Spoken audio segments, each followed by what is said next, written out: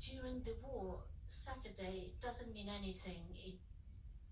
Monday, Tuesday, Wednesday, all of these days are the same days because we defend our country, we save our people.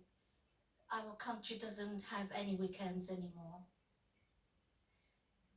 And it doesn't matter what day or date it is.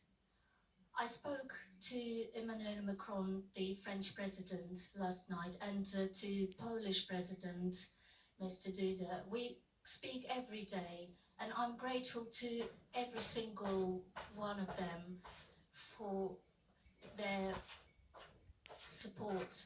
I'm grateful to Angie's wife, Agatha, and I believe they are our friends, our Polish friends.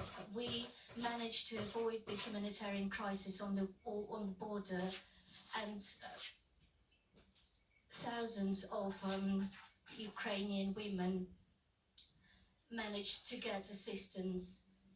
Nobody asks what their nationality is, and we practically have no border with Poland now because it's now not time for having borders. And I hope we will be able to say soon to our people, come back from Poland, Hungary, Romania, because it's safe now and you can come back. We're already thinking about our future, all Ukrainians, how we're going to rebuild our cities, our economy. I spoke to the head of the International Bank, to the head of the International Monetary Fund, and other international financial institutions about support to Ukraine. There are already decisions made to provide assistance to Ukraine after the war, and these are only the first steps, first decisions. I spoke to the president of Turkey, to United Arab Emirates. I spoke to the head of the European Council. I spoke to the head of the EU, to the president of the EU, and I'm grateful to many, many people who are everywhere in the world, Bratislava, Lyon, Paris, different people in different cities came out into the streets to support Ukraine. I'm grateful to Americans and to support of people, just regular Americans who support regular Ukrainians, who demand increase in sanctions against the aggressor right now, who demand no-fly zone in Ukraine right now. 74% of Americans are for no-fly zone. 74%, absolute majority. What else do you need to prove a decision about it? And we hope for the same result in other European countries.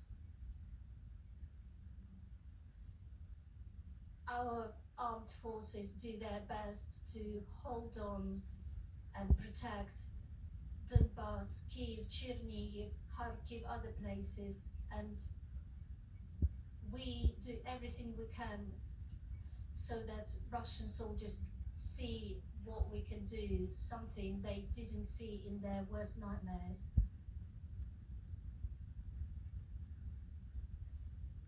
10,000 soldiers already died. The soldiers who didn't even have an opportunity to understand why they were in a foreign country, what for they were fighting. Nobody explained that to them. Ukrainian people resisted and still resists everywhere, even in those areas where the occupiers managed to come through. Our people resist. They pick up the national flag and show to the soldiers of Russia that we will win. And they still have their dignity. Ukrainian people still keep fighting.